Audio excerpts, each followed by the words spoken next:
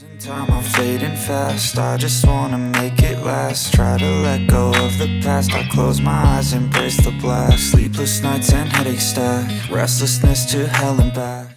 Is it really worth paying more than 11,000 yuan, around 1,193 pounds in the UK, or 1,613 US dollars for a foldable device that sits somewhere between a smartphone and a tablet? Well, this is Huawei's brand new Huawei Pura X Max, and the moment it launched online, it completely sold out. Luckily, after placing pre-orders at 3 different offline stores, I finally managed to get my hands on one in person. But there was a catch. The store required me to unbox the phone right there on the spot, under the close attention of another customer carrying a power bank, otherwise they wouldn't let me take it home. So, naturally, we started testing it immediately.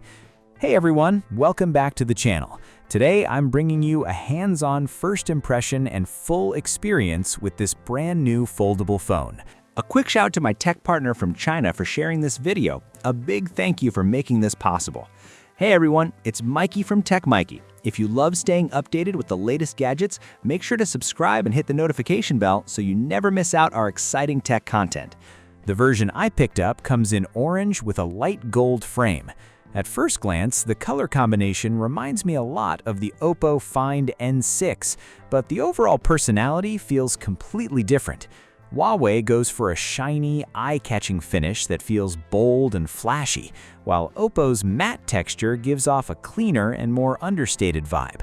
So which style do you prefer? Let me know your thoughts in the comments. The camera module on the Pura X Max actually reminds me of an old CD inside a transparent case, which gives the phone this cool retro-inspired aesthetic. And for a foldable device, I have to say the camera performance is surprisingly impressive. This shot, for example, was taken casually while I was eating at the mall on the same day I bought the phone, and the colors instantly stood out to me. Then there's this photo captured around 5:30 in the afternoon outside my office building. The way the sunlight filters through the leaves creates really nice shadows and depth, especially with that soft April evening light.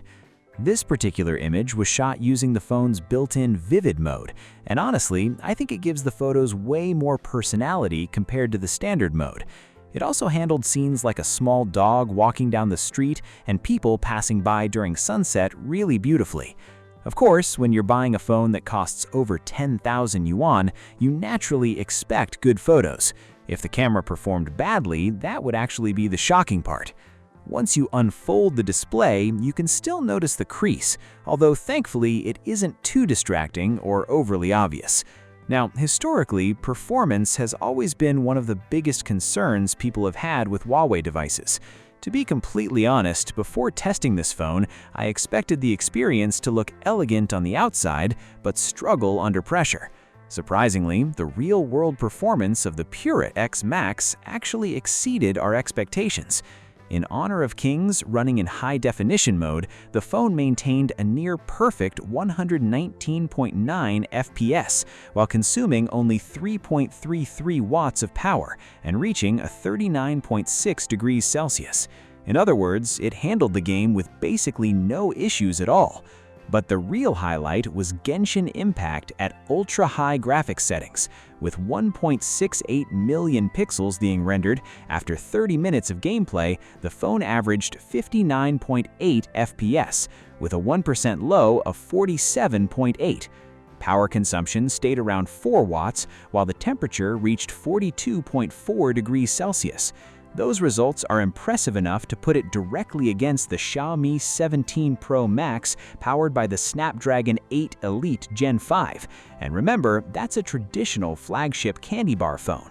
What surprised me even more was that the Pura X Max's 1% low frame rate actually performed better than the results we saw from the iQ15 during testing.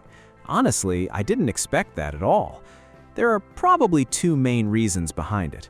First, the new Kirin 9030 Pro inside the Pura X Max clearly delivers a noticeable jump in performance. Second, Genshin Impact seems to be extremely well optimized for the HarmonyOS platform. That said, once we pushed the phone into more demanding situations, the limits of the Kirin 9030 Pro started becoming obvious pretty quickly. A good example is the newly released One Ring.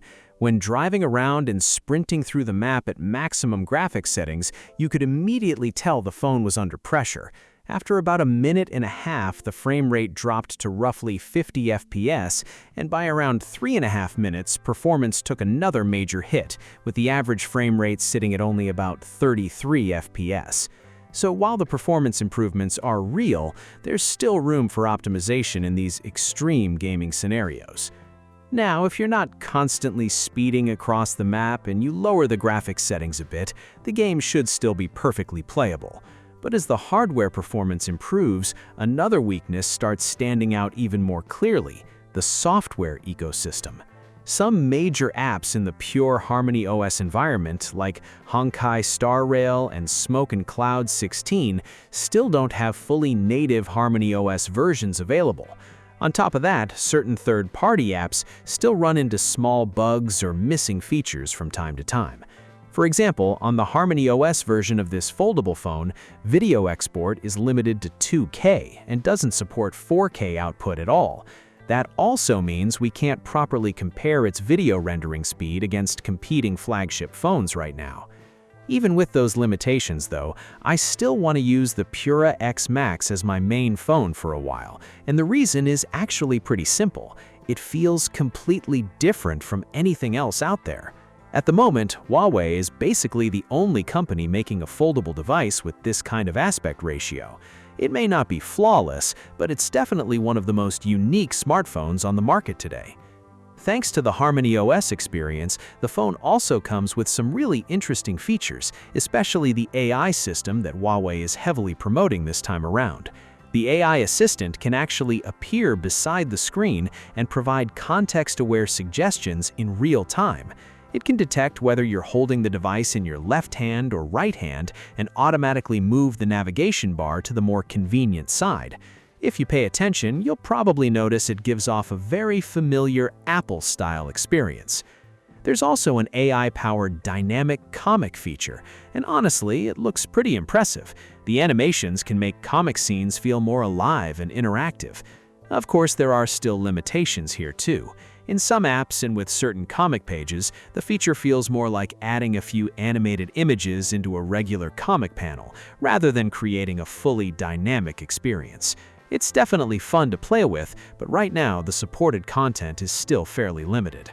What makes the Pura X Max special is that the moment you see it, you instantly know this is not a normal smartphone. That uniqueness brings both advantages and compromises. It offers an experience that no other phone can truly copy, but at the same time, it also comes with the growing pains of being something new and experimental. I'm going to keep using it heavily for a while longer, and later on I'll bring you a much deeper long-term review. Once the excitement of a brand new gadget fades away, we'll find out whether this thing is actually a productivity beast or simply a very advanced electronic toy. Don't forget to subscribe and stay tuned for the upcoming in-depth review videos. That's it for today's video. Thanks for watching, and I'll see you in the next one. Bye.